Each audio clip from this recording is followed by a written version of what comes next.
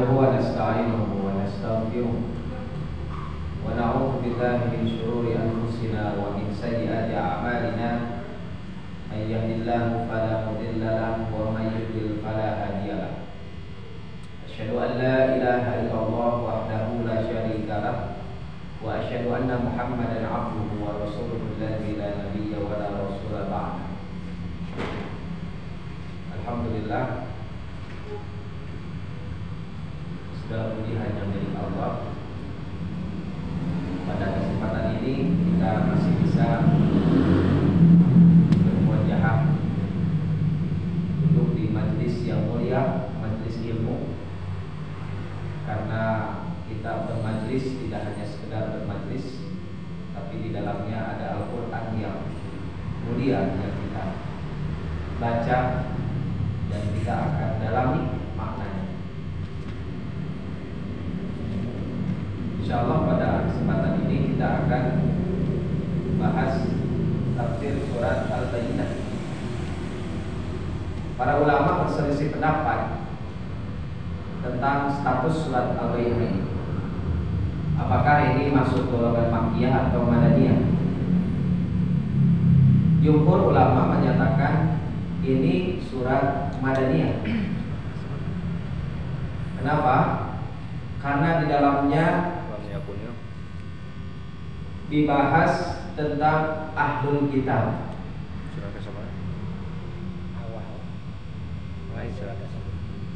Sedangkan dalam dakwah di Makkah, Nabi Muhammad belum bersentuhan dengan ahlul kitab. Yang didakwahi itu orang-orang musyrik. Tapi kalau di surat Al-Bayyinah di sini dijelaskan ahlul kitab. Ahlul kitab itu siapa? Yahudi dan Nasrani. Nah, Yahudi Nasrani ini dulu tidak tinggal di Madinah. Cuma mereka dapat kabar dalam kitab Taurat bahwa Nabi yang diutus di akhir zaman, maksudnya Nabi terakhir, Nabi itu akan diutus di tempat yang banyak kebun kurmanya. Maka mencarilah mereka di mana ya tempat sekorma. Maka datanglah mereka ke Madinah. Mereka menetap di sana. Bahkan mereka tahu bagaimana sifat-sifat Nabi Muhammad SAW. Orang Yahudi Nasrani. Nah, di sana dulu ada suku namanya Aus dan Khazraj yang nanti kelak jadi suku Ansor atau kaum Ansor. Yang mana Yahudi sering sesumbar ya pada kaum Ansor ini, mengatakan, wahai kaum Ansor, akan diutus Nabi terakhir dan kami akan berperang kepada kalian bersama Nabi ini. Akan berperang melawan kalian bersama Nabi ini. Ternyata Nabi tersebut lahir dari bangsa Arab, yang mana tidak dikasih bocoran. Ternyata Allah dikasih bocoran, yang Nabi terakhir lahirnya di Arab. Mereka hanya dikasih bocoran bahwa Nabi terakhir itu namanya Ahmad, akan diutus di negeri yang banyak kurmanya, ya, maksudnya Madinah, dan memiliki sifat-sifat yang mana Allah Subhanahu wa taala menyatakan alladzina atainahumul kitaba ya'rifunahu kama ya'rifuna abna'ahum. Orang-orang yang telah kami beri kitab Taurat dan Injil, Yahudi Nasrani maksudnya, mengenal Muhammad seperti mereka mengenal anak-anak mereka sendiri. Manyawe sepuh terkenal sareng muragali putra. Bahkan kata Jalalain ya, dalam kitab tafsir Jalalain, kenalnya orang Yahudi terhadap Nabi Muhammad dalam sifat itu lebih hebat daripada kenalnya mereka terhadap anak-anak mereka sendiri. Apa pisan kan Nabi Muhammad? Tatkala Nabi Muhammad lahir dari Arab, mereka jadi tidak mau beriman. Ya, dalam Al-Baqarah 89 Allah abadikan, wa kanu min qablu yastafihuna 'alal ladzina kafaru. Sedangkan mereka Yahudi dan Nasrani dulu memohon kemenangan atas orang-orang kafir. Maksudnya kaum Ansor yang dulu masih kafir, Aus dan Khazraj. Falamma ja'ahum ma'arafu kafaru bih. Ternyata setelah sampai kepada mereka apa yang telah mereka ketahui itu, mereka mengingkari. Ternyata nabinya dari Arab, bukan dari golongan Bani Israel. Fala anatullahi 'alal kafirin. Maka laknat Allah bagi orang-orang yang ingkar. Hadirin rahimani wa rahimakumullah.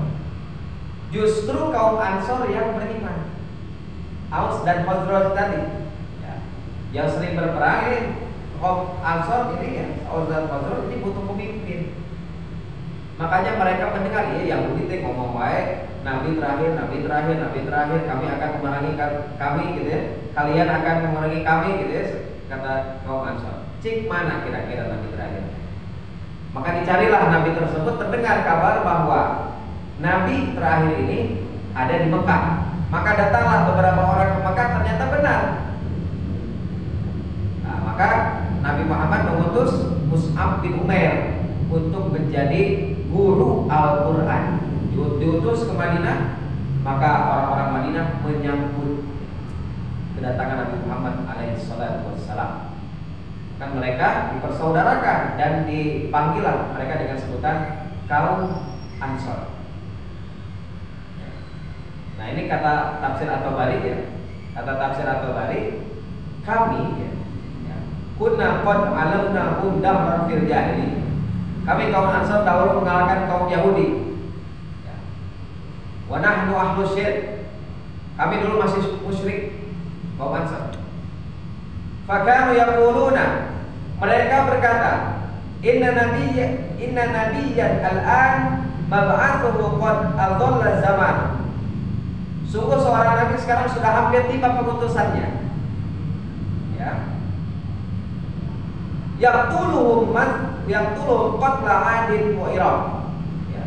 Ia akan membunuh kalian, maksudnya akan membunuh kaum Ansor ya, yang dulu Aus dan Khazraj, sebagaimana dibinasakannya kaum 'Ad dan Iram. Falamma ba'atsallahu ta'ala dzikruhu rasuluh min Quraisy wattaba'nahu kafaru bih. Tatkala Allah mengutus rasulnya dari suku Quraisy, justru kami kaum Ansor yang mengikutinya, sedangkan mereka kafir kepadanya. Maka salah satu penyebab hidayah itu tidak masuk pada seseorang adalah fanatik. Itu salah satu hal. Kenapa ini orang itu sudah tahu ini nabinya benar di akhir zaman, penutup para nabi namanya sama Ahmad ya. Ahmad, Muhammad itu kan terbentuk dari kata yang sama. Sifat-sifatnya sama, apa yang ada dalam Taurat kan tidak dikasih bocoran. Ini dari Bani Israel, ternyata bukan dari Bani Israel. Nabi Muhammad dari suku Arab, suku Quraisy. Mereka fanatik terhadap golongan mereka. Hadirin rahimani wa rahimakumullah. Kemudian Allah Subhanahu wa taala berfirman dalam ayat 1. Lam yakunil ladzina kafaru min ahlil kitabi wal musyrikin munfakina hatta ta'tiyahumul bayyinah. Orang-orang yang kafir dari golongan ahli kitab. Nah, jadi orang kafir teh yang pertama ahli kitab. Ahli kitab sudah divonis kafir. Maka tidak ada ahli kitab yang tidak kafir. Sebutnya ahli kitab. Dalam muslimah sebutnya muslim. Ya, orang bersembah. Yang pertama ahli kitab, wal musyrikin, orang-orang musyrik. Nah, di sini ada dua. Orang kafir itu diantaranya ahli kitab, wal musyrikin, orang-orang musyrik. Munfakina hatta ta'tiyahumul bayyinah. Mereka tidak akan meninggalkan agama mereka sampai datang kepada mereka bukti yang nyata, kata Allah Subhanahu wa taala. Ada dua pendapat. Pendapat yang pertama, ahli kitab dan orang musyrik, kaum musyrik, tidak akan melepaskan kesyirikan sampai datang bukti yang nyata berupa Nabi Muhammad sallallahu alaihi wasallam. Maka di sana mereka terbagi dua. Ada yang beriman, ada yang masih musyrik. Nah, kemudian pendapat kedua, maksudnya apa ayat ini? Maksudnya, ahli kitab dan kaum musyrik tidak akan meninggalkan pujian terhadap Nabi Muhammad, ya, sampai Nabi Muhammad mengaku menjadi nabi. Jadi bahwa Nabi Muhammad dipuji, disanjung, bahkan dikasih gelar Al-Amin. Bahkan barang-barang orang-orang kafir selalu dititipkan kepada Nabi Muhammad SAW. Tapi ketika Nabi Muhammad diutus oleh Allah jadi nabi, maka mereka balik menjadi mencela. Hadirin rahimani wa rahimakumullah.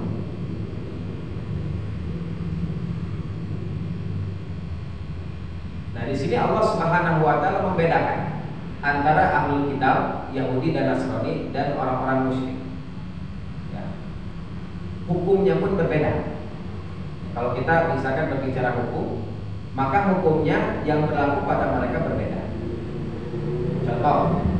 Contoh sembelihan orang ahlul kitab itu masih bisa dimakan,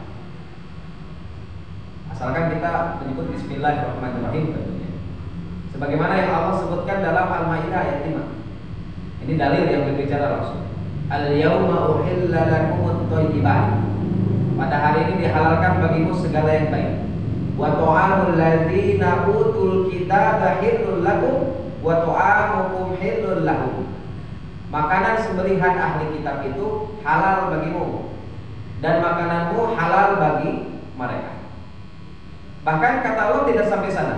Wal muhsanatu minal mu'minat wal muhsanatu minal ladzina utul kitaba min qablikum.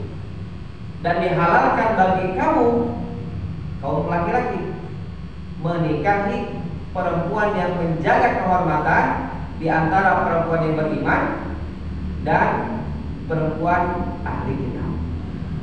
Berarti di sini hukum menyatakan menikahi ahli kitab hukumnya boleh asalkan dia laki-laki muslim laki-laki menikahi wanita ahli kitab.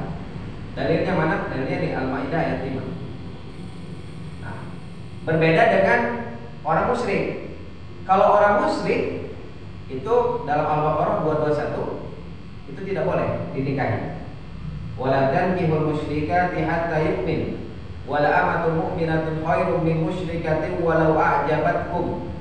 Dan janganlah kamu menikahi wanita-wanita musyrik sebelum mereka beriman. Di sini musyrik. Tadi ada perbedaan ahlul kitab dan musyrik. Ahlul kitab boleh, tapi perempuan, bukan laki-laki. Nah, di sini ulama menggali hikmah. Kenapa perempuan yang hanya boleh, laki-laki tidak boleh? Karena laki-laki itu bisa membawa, bisa membimbing. Perempuan mungkin bisa menjadi muslim. Itu pun kan diberikan syarat. Perempuan yang bagaimana dulu? Yang ahli kitabnya. Apakah perempuan yang sembarangan? Bukan. Perempuan yang bisa menjaga diri. Yang ini peluangnya ini untuk dimasukkan kepada Islam, ke dalam agama Islam ini mudah. Sepertinya mudah. Kelihatannya mudah. Nah, makanya Islam mensyaratkan harus perempuan yang bisa menjaga kehormatannya, bukan perempuan yang sembarangan. Maka ini yang menjadi problem orang-orang yang berada di negara minoritas. Orang-orang yang berada di negara minoritas, mereka kan bekerja umpamanya di sana tahunan, ya, di negara Eropa misalkan, atau negara Amerika misalkan. Di sana minim sekali orang-orang muslim atau muslimah.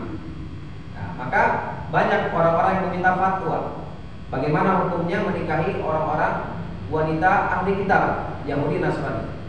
Ada pendapat bahwa Yahudi Nasrani sekarang menyimpang. Nah, jawabannya Yahudi Nasrani zaman Rasulullah pun sudah menyimpang. Sedangkan Allah membolehkan. Karena Yahudi Nasrani itu di setiap zaman menyimpang. Cuman Allah bolehkan dengan syarat dia adalah wanita dan yang bisa menjaga kehormatan. Kalau laki-laki bagaimana? Nah, laki-laki tidak boleh.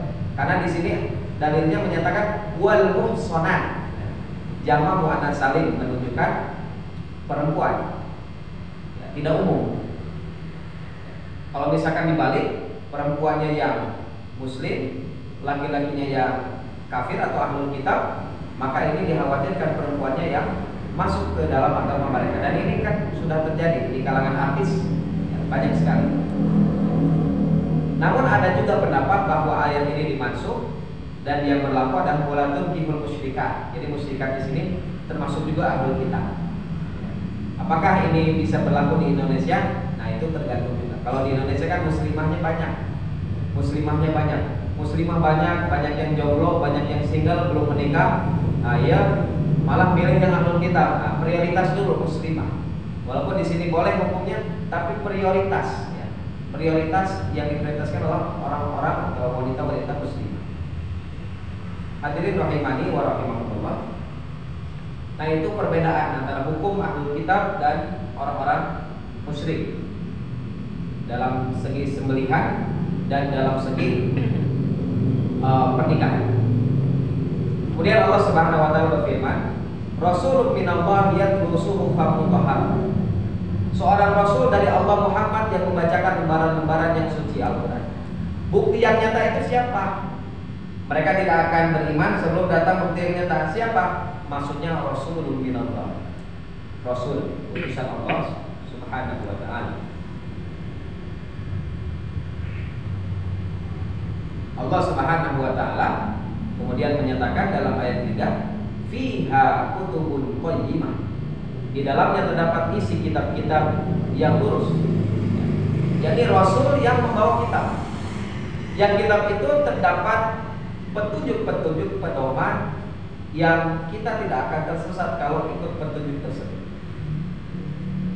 Maka orang-orang di sini terpecah. Kata Allah dalam ayat 4, wa ma tafarraqal ladzina utul kitab illa min ba'di ma ja'atuhumul bayyinah. Dan tidaklah terpecah-pecah belah orang-orang ahli kitab melainkan setelah datang kepada mereka bukti yang nyata. Ya. Al-bayyinah itu maksudnya bukti yang nyata adalah Nabi Muhammad, seorang nabi. Ketika nabinya datang membawa kitab Quran, maka terpecahlah mereka. Ya. Ibnu Katsir dalam tafsirnya ketika mentafsirkan ayat ini, ya, beliau membawakan hadis. Iftaraqal yahud ala ihda aw isnain wa sab'ina firqah. Yahudi telah terpecah menjadi 71 golongan. Tinggal Yahudi wae terpecah belah. Yahudi itu sudah menyimpang, ya, agama menyimpang sampai sekarang merusak. Ya, bahkan disebutnya kaum monyet oleh Allah Subhanahu wa taala. Terpecah menjadi 71. Ya. Kemudian wa tafarraqatin nasara ala ihda aw isnain wa sab'ina firqah. Kalau Nasrani menjadi 72. Ya, 71 atau 72. Wa taftariqu ummati ala 73 firqah. Dan umatku akan terpecah jadi 73. Dalam riwayat lain ditambahkan wa man hiya ya Rasulullah, maksudnya ada satu golongan yang selamat. 72 golongan di neraka. Yahudi dan Nasrani mana tidak perlu ditanyakan. Kalau wafat dalam keadaan Yahudi Nasrani, neraka. Islam 73, satunya di surga, 72 di neraka. Sahabat tanya, siapa yang di surga? Siapa yang selamat? Ma ana alaihi washabi. Apa yang aku dan para sahabatku berada di atasnya. Maksudnya orang-orang yang menggenggam sunnah Nabi Muhammad alaihi salatu wassalam dan juga para sahabat. Hadirin rahimani wa rahimakumullah. Jadi orang-orang Yahudi dari dulu memang sudah terpecah belah. Ketika datang Nabi, tambah lagi pecah belah. Sebagian masuk Islam, sebagian tetap kekeh dalam Yahudinya atau Nasrani. Kemudian Allah Subhanahu wa taala berfirman, "Wa ma umiru illa liya'budullah mukhlishina lahud-din, hunafa'a wa yuqimus salata wa yutuz zakah, wa dzalika dinul qayyim."